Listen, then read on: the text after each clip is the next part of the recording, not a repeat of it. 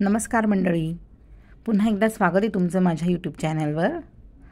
मी आज बदामाचा शिरा बनवते। त्याच्यासाठी मी 1 वाटी बदाम घेतलेले आहेत आणि पाण्यामध्ये मी भिजत घालणार आहे।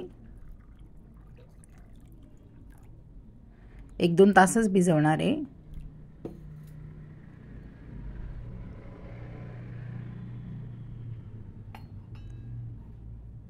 एक 2 तासानंतर बघूया आपण भिजलेत का। सालं निघतात त्याचे आता, तर भिजलेले आहेत बदाम। आपण दुसऱ्या एका भांड्यात काढून घेऊ आता हे।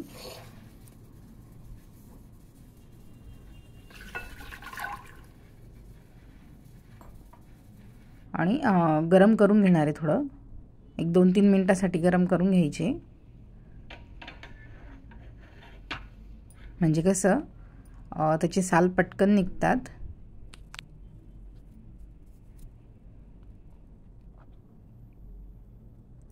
झालेले आहेत गरम। आता आपण काढून घेऊ हे सगळे पाण्यातून।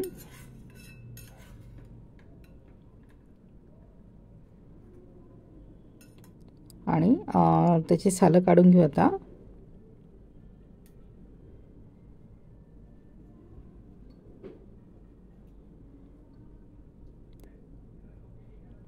पाण्यात उकळवल्याने सालही पटापट निघतात आणि बदामही थोडे मऊ होतात अजून। असे सगळे काढून घेणार आहे मी। झालेले आहेत आता काढून सगळे साल। आता मिक्सरच्या भांड्यात टाकून घेणार आहे आणि वाटून घेणार आहे।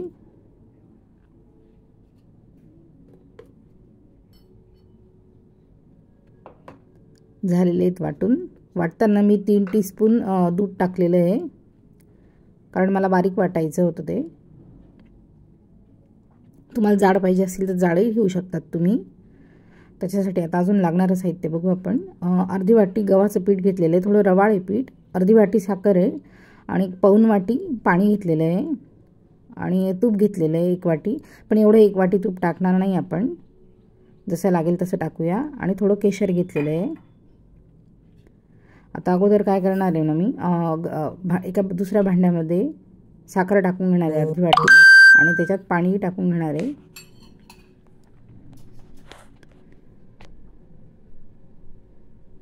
आणि बाजूला ठेवूया आपण हे।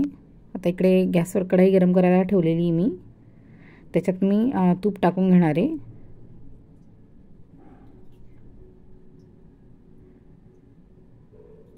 आपण 1 वाटी तूप घेतलेलं होतं, त्यातलं पाव वाटी तूप टाकलेलं आहे मी याच्यात।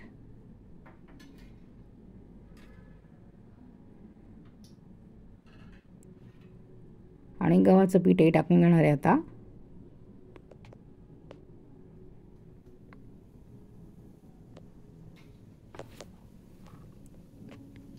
गव्हाचं पीठ भाजून घेऊ आपण आता याच्यामध्ये।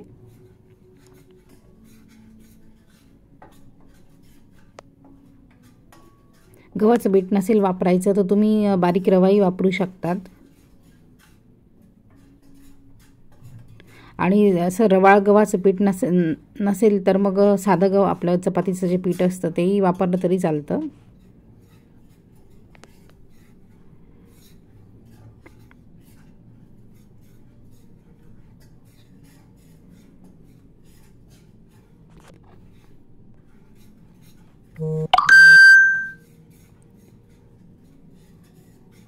पीठ भाजून होतंय तोपर्यंत आपण दुसरीकडे पाणी गरम करायला ठेवूया साखरेचं।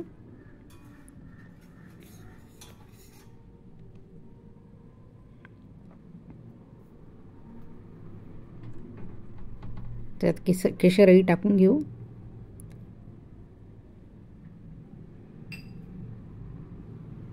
आणि थोडं हलवून घेणार आहे मी। पाणी गरम होतंय तोपर्यंत एका साईडला पीठही हलवत राहायचं।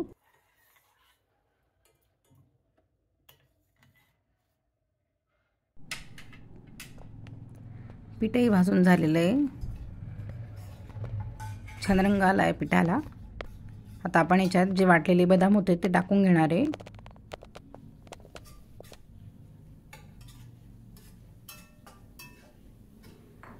गॅस अगदी कमी ठेवलेला आहे मी।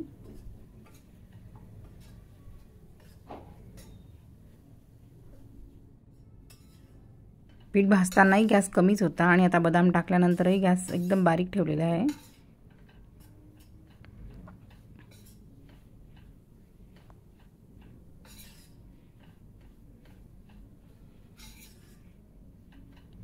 बदाम टाकल्यानंतर पण आता छान भाजून घ्यायचं.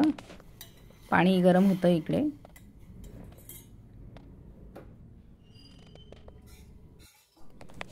वाटलेले बदाम टाकल्यानंतर भाजून झालेलं आहे. आता भाजल्यानंतर असं पूर्ण सुट्टं सुट्टं होतं मिश्रण.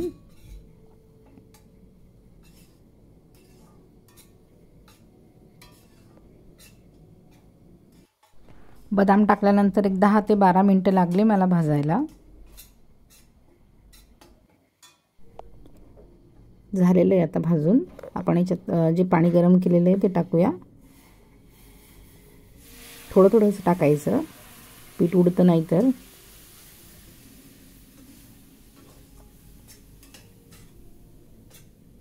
पाणी टाकल्यानंतर एकदा मिक्स केलं. पुन्हा राहिलेलं पाणी टाकलेलं आहे मी.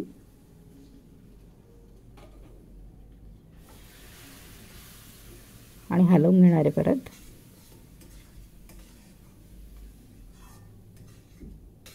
तुम्हाला अजून पाणी लागलं तर थोडं पाणी अजून गरम करून टाकू शकतात तुम्ही.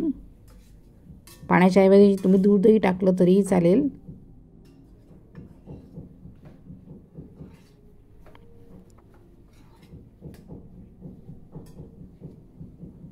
झालेलं आहे आता शिरा तयार.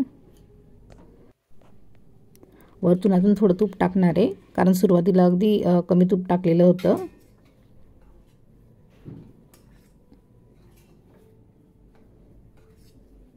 तूप टाकल्यानंतर पुन्हा हलवून घेणार आहे आणि गॅस बंद करणार आहे. झालेला आहे आता शिरा तयार.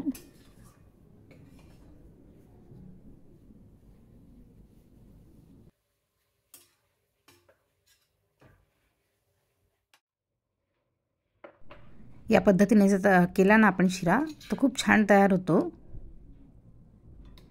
झालेला आहे, आपण काढून घेऊया.